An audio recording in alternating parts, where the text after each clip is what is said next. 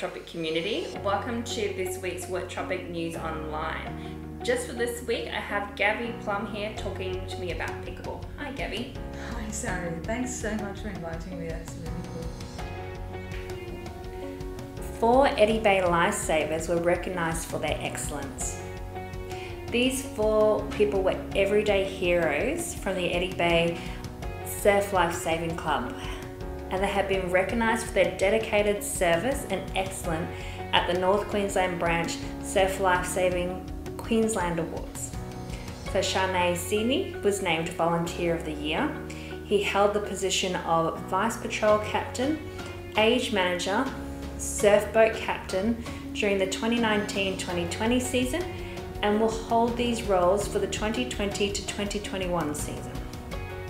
Stuart Terrell was the recipient of the Official of the Year award for his huge contribution as a referee, judge, starter, and course setup as many carnivals in the North Queensland Branch region in the past years. Marty Westcott, who has been involved in the sport for 7 years, won the Rookie Coach of the Year award for the coaching of the club's junior lifesavers. Kylie Worth received the prestigious Andy Frizzell OAM OBE award for the services to junior activities. She currently holds the role of developmental coach, age manager, BM, FA, and primary beach coach for Eddy Bay Club. The 4 award winners will now be going on to represent North Queensland Branch at the Surf Lifesaving Queensland Awards of Excellence in August. The Innisfail and District Historical Society is now in its 35th year. It will reopen its museum doors to the public on Monday, August the 3rd, after 4 months of lockdown due to the COVID-19 pandemic.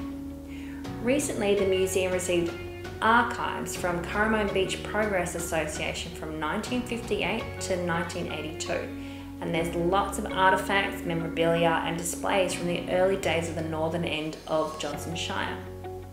So as of August the 3rd, the museum will open to members of the public from 10 a.m. to noon, Monday to Friday, and Saturdays from 9:30 a.m. to 11:30 a.m. As the non-for-profit organisation's AGM was held in early March, there has been change of the guard as Val Robinson, who was president for 32 years, stepped down from the role, and Trish Ernst was elected as the new president, ably assisted by new committee member Sharon Sordy as vice president and Lynn Caligari as secretary-treasurer. The newly revised Innisfail Historical Society Facebook page helps promote the museum and society and is where volunteers and members of the public can keep updated.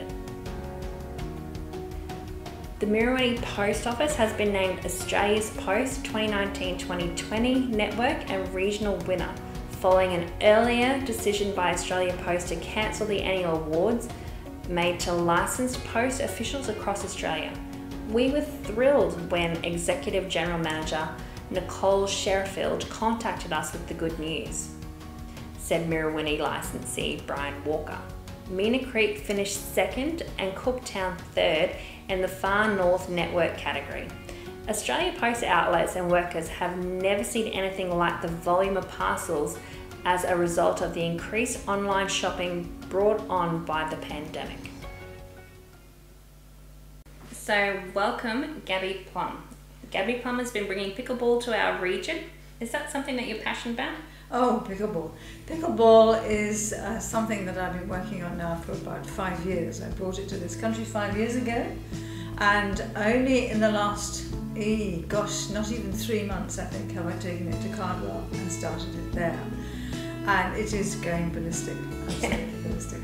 Yeah, and I hear it's in Tully as well, isn't it?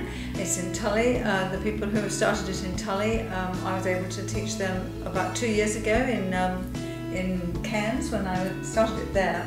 And they came up to Cairns and they wanted to learn, and they've been getting it going here in Tully, and it's now in Malanda as well. So we've probably got something in the region of 50 or 60 players around the far north Queensland at the moment, with probably 10 10 to 15 regular players in Cardwell, so it's an addictive game. You played it the other day, yes. You know what I mean? Yes, I had a go and it is good. I definitely need a lot more practice because I'm not a good server, unfortunately. I'm a little bit too used to tennis serving, and I did hear whilst I was there that a lot of people, they used to be tennis people, yes. But then because they couldn't find anywhere that was a tennis place, they then chose pickleball. So it's become the go-to instead of tennis, I'm assuming. Well, what it is that because we had 2 tennis courts in Cardwell, and we can actually fit 8 pickleball courts on 2 tennis courts.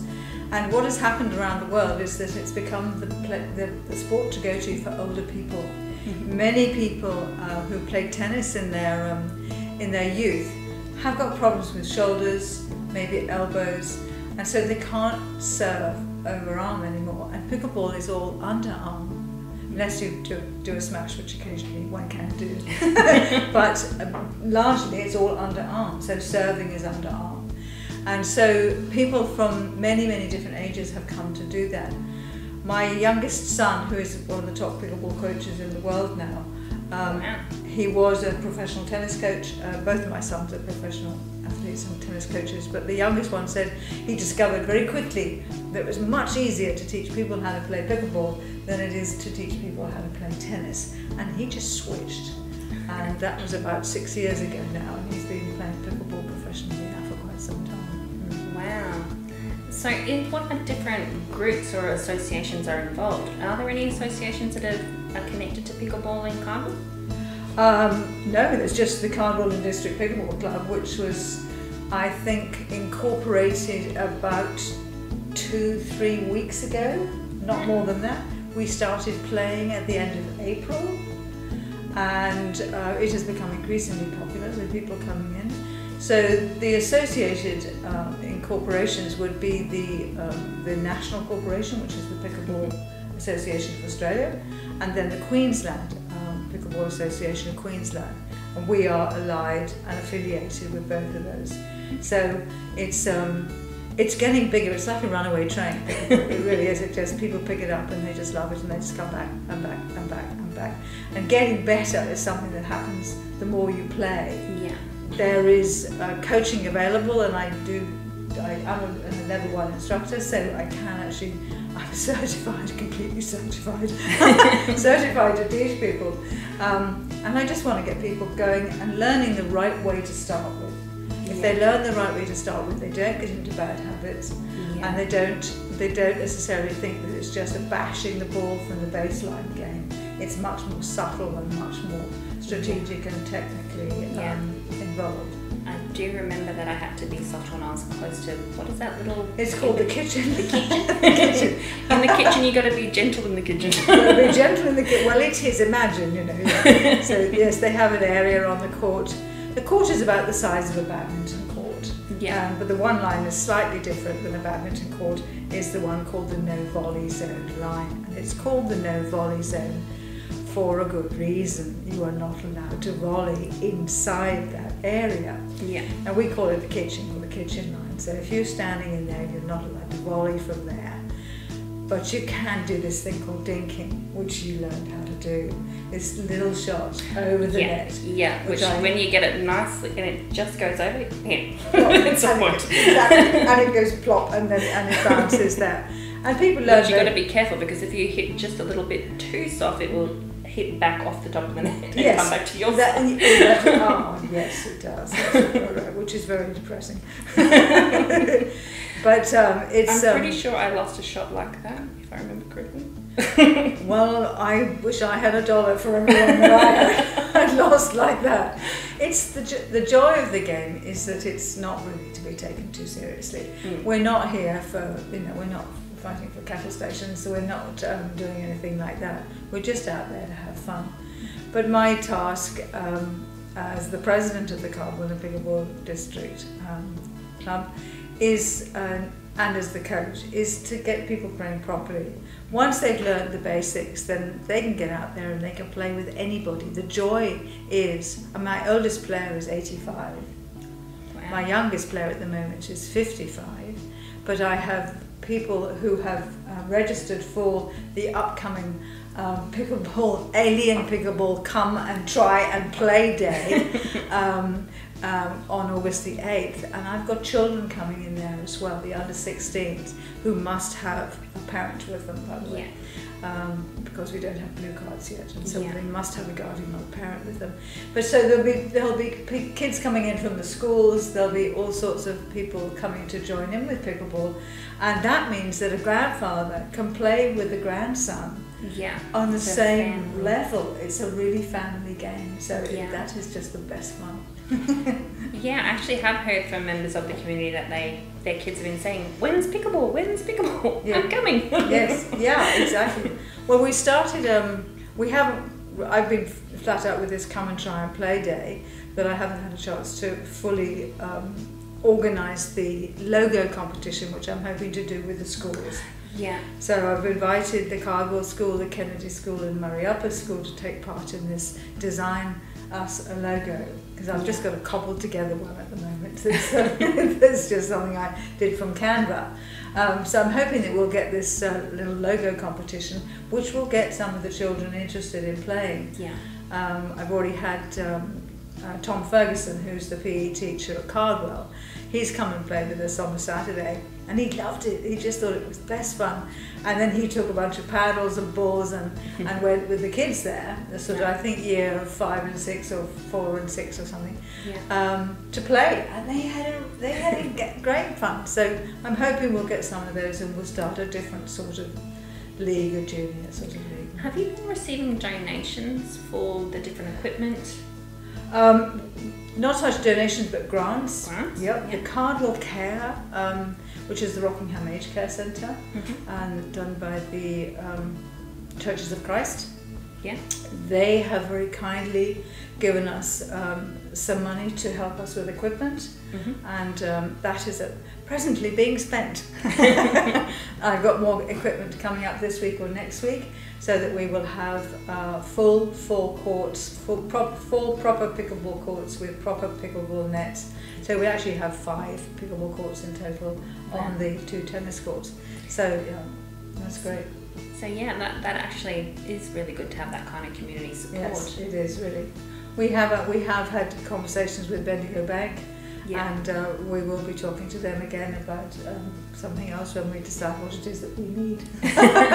We need lots of stuff, but at least now we have a storeroom, we have a shed where we can put our equipment, so it's not going around in my car anymore, which is a good thing. And so things are slowly moving forward, moving forward quite quickly if you think that we only started at the end of April. Have you made your 3-month birthday yet? No, I don't think so. Actually, I think it's the 11th of next month. Coming in, close. We're so you're close to your 3-month birthday. Yes, which is amazing that we've got as many players as we have now, which is fantastic. The Tully Motorcycle Club had a local practice day which ran on the 19th of July. This saw 70 families with their kids come from as far as Cairns, Mareeba, Ross River and Townsville for a bit of motorcycle fun. The president said, "To me, I think it's great for the kids to come here and give them a bit of learning of new skills." His name is Gordon McDermott, and he's the president of the Tully Motorcycle. He also said, "I would rather they be here than riding on a headland where there are tractors. It is a much safer environment, and for them to come and have a bit of fun with their parents, who also spend a little bit of time on the track." He said it's such a great sport because it's very, very family orientated, which is what he loves about it. The club is now in the process of changing parts of their track to freshen it up, as it has been the same for a number of years. So lots of effort has gone in to make it a little bit new for those who would love to come and get involved right now. So if you're interested, you can find the Tully Motocross Facebook page and message them so you can be involved. We have aspiring young entrepreneurs at Good Counsel College. These budding young entrepreneurs have established 8 different business ventures as part of their studies. The Business Ventures program has been run at Good Counsel College for over 20 years. However, this year it presently added challenges due to COVID-19. students did brainstorm ideas and created a business prototype. They made logos, slogans, and compiled a detailed 7-part business plan outlining their eco-friendly, sustainable ideas. They also learned about the importance of organisation, time management, and teamwork. Business teacher Oriana Konamos said the 15 students were to be commended for their commitment, effort, and dedication to the success of their business venture. A percentage of the profits made by the businesses were donated to a charity chosen by the student, which included Hunger Project Australia, Red Cross Foundation, One Girl Australia, One Tree Planted, Envision Hands, World Vision Coronavirus Appeal and Drought Appeal, and Troubled Youths in the community. So Innisfail United has become very much a family affair, and an extra special moment was there last Friday evening as Innisfail United Club President Paulo Di Carlo and his son Jasper took to the field together, along with Jasper's 3 uncles and his cousin Damon Franco in the Innisfail United 3rd Division men's team, which played in Mareeba. Jasper Di Carlo was just 4 months old when his father, Paolo, took on the role of president, and it is possibly the first time in the club history there has been 5 Di Carlos playing together. Innisfail also has another father and son duo with Darren Timms and his son Jaya also playing together in the 3rd Division men's team. The touch footy has returned. For the past 2 Wednesdays, the lights had been switched on and touch football action was back at Wangang Sporting Complex, and games played as a prelude to the start of the mixed season on August 5th. 15 teams have nominated for the mixed competition, and these include Falcons Family, Trademasters, Cowboys Family, Tomahawks, Yippee Yay, We're Not Fit, Rusty Mangoes, Crushers, All Stars, Bush, TJ Concreting, and Goosey's, Rivers, Odio, and Rusty Mangoes family. There's lots of people getting in that action. On Wednesday, the final pre-season games were played before the season officially starts next Wednesday. Players and supporters can keep updated on weekly draws, upcoming events, and other important information by visiting Innisfail Touch Association's Facebook page. The Tully and District Orchid Club is holding its first monthly meeting that it's had for many months. The meeting will be at the residence of Lockie and Cass Marshall at 19 Sanctuary Crescent, Wollongong Beach on Saturday, August the 1st, commencing at 1 p.m. Members and visitors are welcome.